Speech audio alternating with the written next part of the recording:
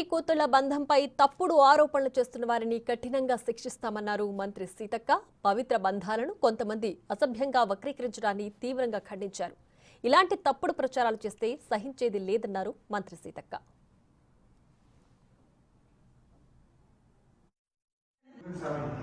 తండ్రి కూతుళ్ల మధ్య ఉండేటువంటి అనురాగాన్ని, అనుబంధాన్ని కొంతమంది నికృష్టులు, నీచ వ్యక్తులు ఈ సమాజంలో మృగాల్లా తిరుగుతూ ప్రతిదాని వెనుక ఒక అసభ్యకరమైనటువంటి ఆలోచనను అంటగడుతుంటారు. అంటే వాళ్లకు ఉండేటువంటి ఆలోచనను అన్నా చెల్లెల బంధం, తండ్రి బిడ్డల బంధాన్ని కూడా అత్యంత అసభ్యకరంగా వర్ణించడం, వగ్రీకరించడము చాలా దారుణం.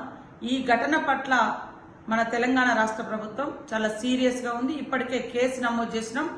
అదేవిధంగా భవిష్యత్తులో కూడా ఇలాంటి దుర్మార్గులు ఇలాంటి చర్యలకు పాల్పడకుండా, ఇలాంటి అసభ్యకరమైనటువంటి పదాలు కానీ ప్రచారం కానీ జరగకుండా కఠినమైనటువంటి చర్యలు తీసుకోవడానికి మన రాష్ట్ర ప్రభుత్వం కేసు దర్యాప్తు చేస్తా ఉన్నాం, ముమ్మరం చేస్తా ఉన్నాం, కఠినంగా కూడా శిక్షించడం జరుగుతుంది.